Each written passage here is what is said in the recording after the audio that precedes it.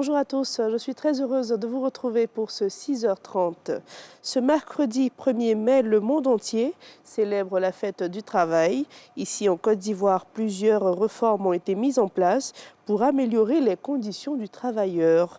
Dans ce contexte, la trêve sociale a été signée en 2022 pour une durée de 5 ans. Après 2 années, que retenir de cette trêve? Les organisations syndicales se sont exprimées pour l'occasion au micro de Grace Kondo. Regardons. Gouvernement et syndicats se sont engagés dans un nouveau paradigme basé sur le dialogue social en vue d'améliorer les conditions salariales des fonctionnaires et agents de l'État. 2 ans après, les organisations syndicales ayant paraphé ces accords se prononcent. Depuis 2022, dès le mois d'août déjà, au niveau du transport, des augmentations. Dans l'ancien système, on avait 2 types de transport. Le fonctionnaire à l'intérieur du pays avait 5 000 francs, pendant que ceux d'Abidjan avaient 7 000 francs. Aujourd'hui, on est entre 15 et 20 000. Donc c'est une augmentation substantielle. L'allocation familiale était à 2 500 depuis 1961. Nous sommes à 7 500 aujourd'hui par enfant. C'est important, c'est du simple au triple. Ensuite, l'institution de la prime exceptionnelle de fin d'année qui n'avait jamais existé, qui est issue de notre demande d'un 13e mois de salaire, pour le moment le tiers du salaire de décembre.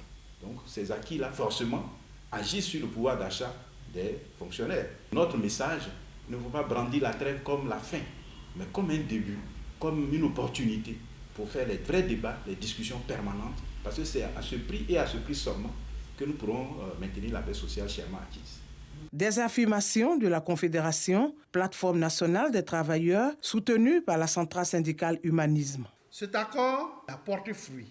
Nous avons obtenu en 2022, de la part du président de la République, la signature d'un décret qui instaure dans l'ensemble des ministères de Côte d'Ivoire des comités sectoriels de dialogue social.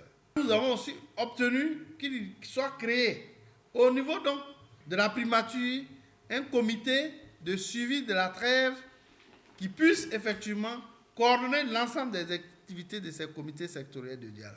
Mais il faut surtout savoir que depuis la signature, les effets financiers pour consolider la protection sociale des travailleurs de la fonction publique, à la date d'aujourd'hui, nous pouvons dire qu'il y a plus de 800 milliards déjà injectés, les effets dès la signature, sur 1135 milliards. Donc, globalement, nous pouvons dire que l'accord se porte bien.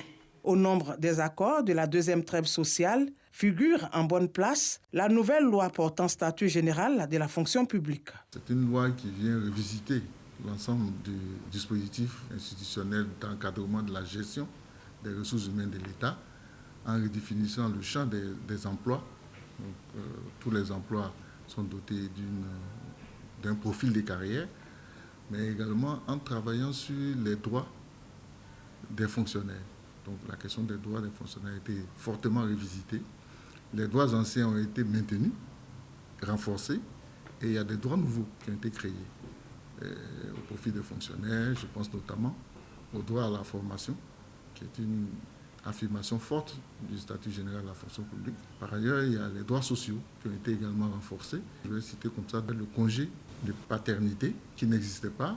Maintenant, avec la nouvelle loi, nous avons le congé de paternité qui va lui donner un véritable congé, lui permettant effectivement d'assister son épouse. Le congé parental, il concerne aussi bien l'homme que la femme. Lorsque ce fonctionnaire se retrouve avec un enfant gravement malade et qui nécessite une prise en charge, une assistance permanente pendant une certaine durée, donc le fonctionnaire pourra, avec ce congé parental, s'occuper de son enfant le temps que nécessitera la maladie. Des efforts consentis par le gouvernement. C'est pourquoi le ministère d'État, ministère de la fonction publique et de la modernisation de l'administration invite les fonctionnaires et agents de l'État à jouer leur partition, s'approprier les principales avancées. À l'international, en Haïti, Le nouveau président du Conseil de transition est connu. Il s'agit de l'homme politique Edgar Leblanc-Fils.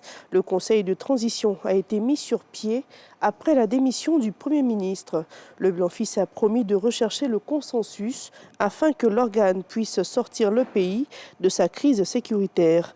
Le mandat de l'organe devra prendre fin au plus tard, le 7 février 2026. Ses membres doivent nommer rapidement un Premier ministre ainsi qu'un gouvernement inclusif. Dernière actualité, cette fois en Centrafrique, la Cour pénale spéciale a annoncé hier avoir émis un mandat d'arrêt international contre l'ancien président François Bozizé. Dans un communiqué, la CPS indique que ce mandat vise les crimes commis entre février 2009 et le 23 mars 2013 par la garde présidentielle de l'ex-président.